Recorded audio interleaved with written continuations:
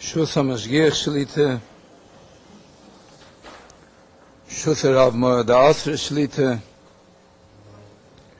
Schuss the Ma'argen of today's Kinnis, Rav Avrohom Schorr, Rabbonim, Ishe Tzibur, and the call they got together to be Mekadosh Shem Shemayim.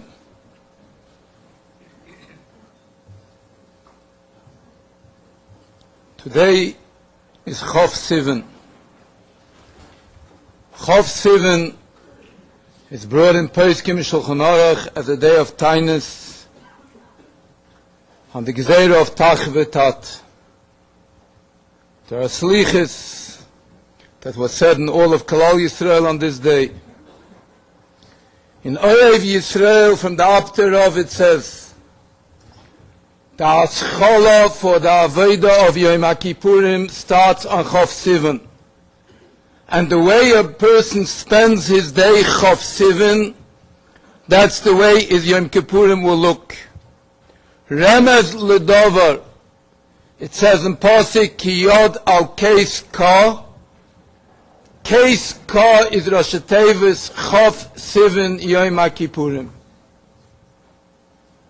There was no better day to pick to start our Aveda for 109 days from today for Yom HaKippurim than to start it on a day as Chof Sivan.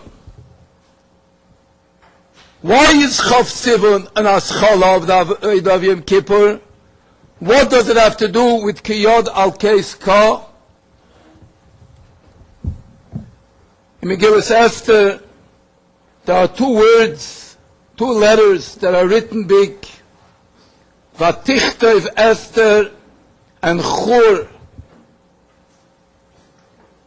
And Tzadikei Olam, Kadmonim tell us that the Gezeira of Mordechai and Esther was pushed off to Shnas Tach. And that's why there is a Tov and a Ches, big in Megillas Esther, to be merames on the Shmodos of Shnas Tach. So it's a continuation of Milchemes Amalek, and that's why on Chof Sivan is merumes in the parish of Milchemes Amalek. Today's Asifa is Milchemes Amalek. Amalek asher kolcha baderech. Amalek which brings krirus. Amalek which brings kaltkeit. Amalek which tells you it's not so bad. Amalek which tells you that you can be from the Nechshalim Achrecha and you don't have to worry about it. That Amalek in every generation has a different koyach. And just like in Shnas Tach, there were Shmodos, as it says in the Slichos for Shnas Tach, the Slichos that the Shach even wrote part of the Slichos. Then in Shnas Tach we talk about the Tzadikim that were killed. And we talk about the Tenoke Shebeis Rabban that were wiped out. In today's generation, on Chof Sivan, we come to cry on a different Shnas Tach, on a different Hariga, on a different Shmad, of the Hariga of the Ruchnius of a der, on the Shmad of a Ruchnius of a der that lost its kesher to Yiddishkeit, due to an attack by the Yetzer Hara and nobody less, who was melavish itself in the technology of today's day. I think that if one wants to realize why we are not 100% successful in our milchama against the internet, is because we don't realize that it's a milchama and a nisayon. If we would realize that the internet came to us for a nisayon, to test us, we would all be strong enough to fight it. But we look at the internet as a fact. There happens to be a problem that we have to deal with. Then we go to it with a krirus. But if we would realize that it's the Mulchama of Amalek in our generation, as the Chofetz Chaim said, that there'll be a third world war, but not a world war in Gashmius, nor a world war on the Ruchnius. Is there a war that is more worldly than the war that the internet is having against Klal Yisrael? There is no continent that it doesn't touch. There is no group in Klal Yisrael that it didn't touch. There's no age in Klal Yisrael that it didn't touch.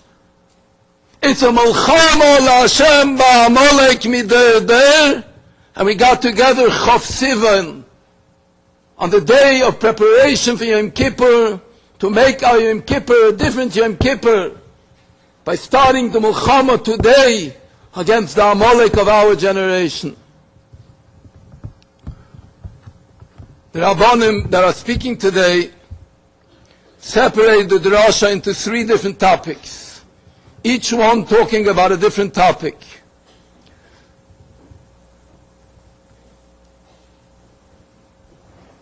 The internet has many sakonas. There's a sakona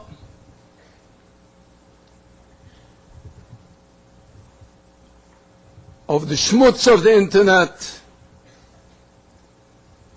which us, Klal Yisrael, know how dangerous it is, and realize that it doesn't mean us. There is a much greater and a hidden danger in the internet that includes the Gilui Harayos of the internet, but includes also Avodah Zarah and Shvichas Damim. There is the social chelik of the internet. The internet, besides being used for business, and besides being used for other Rahman al-Tzlan inyanim, has become a place of entertainment and social gathering. As the Goyish world has decried it, the internet has made charav the yachas between people. People don't talk to each other anymore. How many Shalom Bayis cases do I know that stem that the husband and the wife don't talk to each other only by text or by email? That their contact one to another is only via technology and no personal contact, and they don't even know how to talk to each other anymore?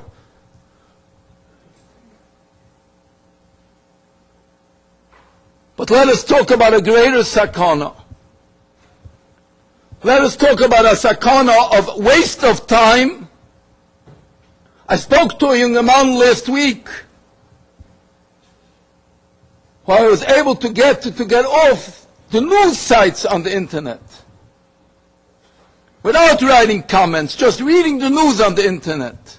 And I asked him, how much time did you gain in a week? And he answered me, at least 2 hours. Just from not visiting the news sites on the internet. 2 hours, 120 minutes. How much time is killed in a week? How much time is killed in a year? 2 hours, more than the eighth of the hours that a person is up in a day, in a day. In a week, 2 hours a week, you know what that means? That's without all the added yetzaharas of the internet. We know that the yetzahara has a very potent way of attacking us. Uri Zohar writes in his book, Rav Uri Zohar writes in his book, how did he do tshuva? Because he once went on an international flight and didn't take with a book. And he had 6 hours to think. And when a person thinks 6 hours, he comes to one achlata, I have to do tshuva. The Yetzirah doesn't want we should think. The Yetzirah wants we should be so busy that we don't have time to think. And that is one of the sakonas of the American way of life, of being over busy, that we don't have time to think and to take direction in our life.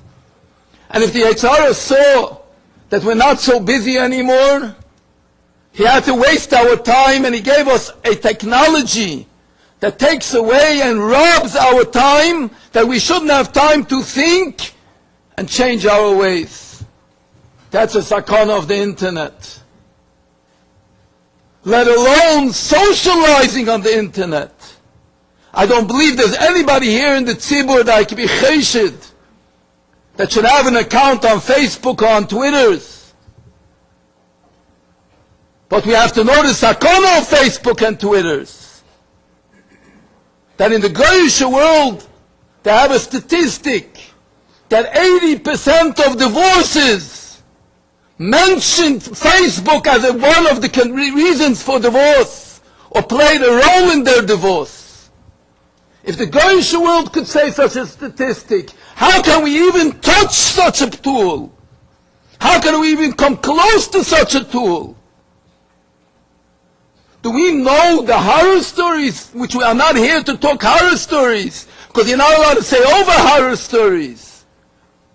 The horror stories that one can say over from Facebook, what happened to Bnei and Bnei Yisrael, to what they got involved with without realizing where they're getting, what they're getting themselves into.